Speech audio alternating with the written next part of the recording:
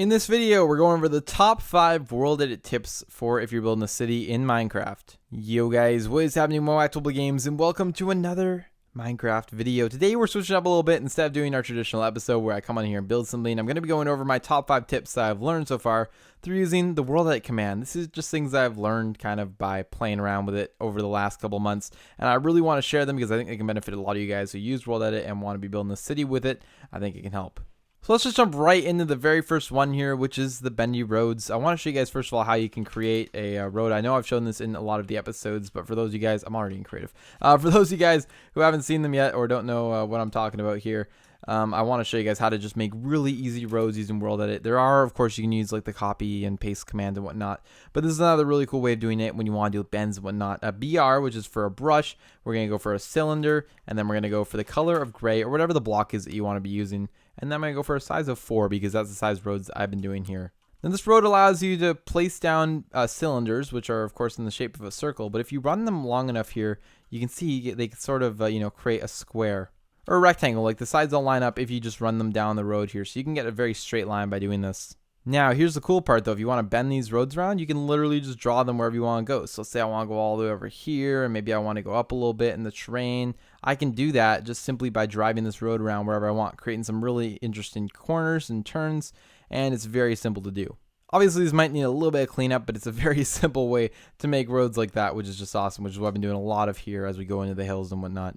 Tip number 2, using the same trick, because this goes along with the roads, is obviously we can change this over to white or yellow, whatever you want to do. We'll actually change it to yellow here for this example. And then setting the size down to 0 basically gives you a paintbrush. You can do this with any block, but for roads in particular, it's very helpful because it allows you to just paint these basically 1 block wide things instead of having to destroy each one and placing yellow in it, or maybe even using carpet instead. This is just a much easier way of laying out exactly how you want your roads to be divided. Really simple way. It basically just gives you a paintbrush. That's the best way to think about it, and it just allows you to draw out all your little road lines wherever you want, even the crosswalks and whatnot. I've been using it for the sidewalks, the crosswalks, everything, and it's just a really fun painter tool to just allow you to basically draw wherever you need to go.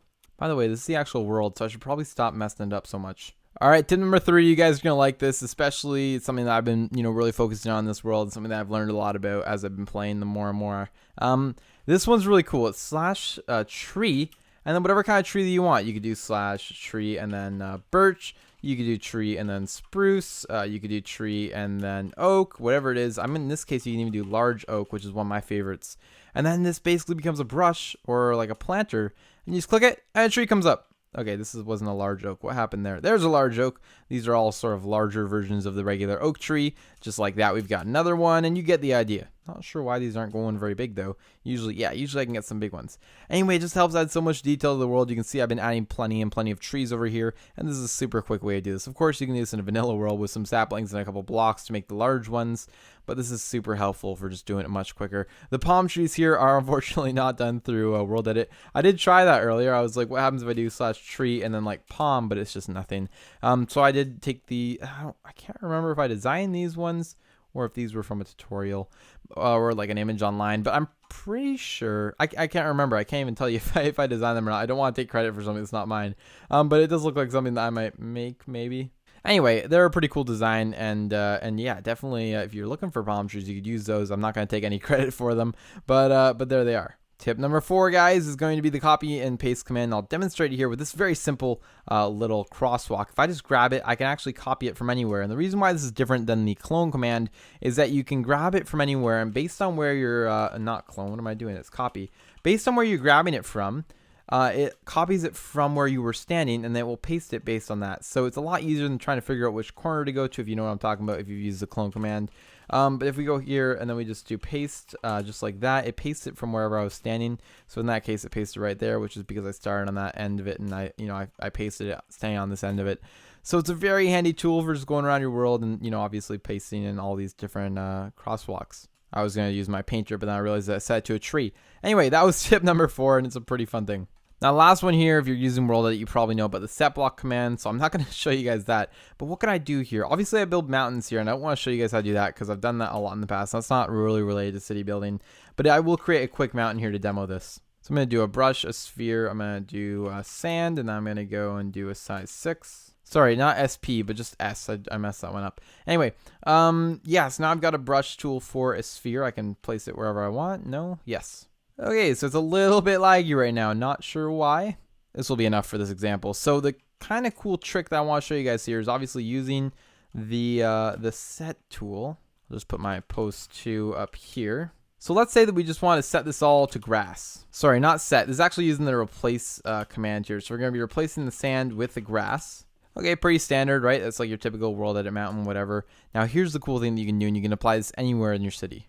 So you can see we have a grass layer on the top. I'm going to let that kind of load in. But what I want to do now is I'm going to replace the dirt, which is the stuff underneath the grass that didn't get turned into grass, with, now this is a cool thing, you can do percentages of certain blocks that you want. So maybe I want to do 10% gravel. And then I just put a little comma down there. And let's say I want to do 40%. Let's say do 40% stone. Let's say I want to do an additional 30% as diorite. Or how about we do andesite there. And then I think let's add one more thing. Let's just say we want to do 20% still dirt. Now check out what happens. I messed something up. This isn't good. Can't figure out what I'm referring to by gravel.40. Oh, I put a dot there maybe instead of a comma. That's what it was. No, it's not. I think I put a couple dots where commas are supposed to be.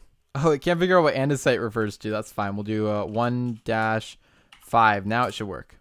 And bam. Now we get this really cobwebs. What the heck? Okay, I'm not sure where I put cobwebs in there. But anyway, for some reason it's taking the andesite as cobwebs. Oh, no, it's not. There's andesite in there, so I'm not sure what happened. But anyway, this is a really cool example. I like the cobwebs, actually. This is a really cool example of how you can make really detailed terrain in a matter of seconds by using the percentage tool, and it allows you to create sort of like custom terrain like this one, which looks super boss, especially if you're doing like a, a PvP world or whatever, or some sort of like customized map. This will help you, detail stuff super, super quickly. You can use it for roads. You can use it for, doing grass and whatnot. And just using those little percentages, it allows you to basically detail things super easily at a random, sort of amount. And yeah. So guys, that's going to wrap it up for this quick little video on my top 5 world edit tips for if you're building a city in Minecraft. Hopefully you guys got some value out of this video and found it useful. If you're not using world edit, I wasn't for the longest time. And if you're building a city, I would highly recommend looking into it. It's been a lot of fun here for me to mess around with. And I bet you'd have some fun with it too, especially when it comes to skyscraper building. I might make a whole nother video on that specifically. But yeah, it's been a lot of fun. With that all said, I will end the video there. If you guys did enjoy it, please remember to go below, leave a like, comment, and subscribe. And I will see you guys all in the next video.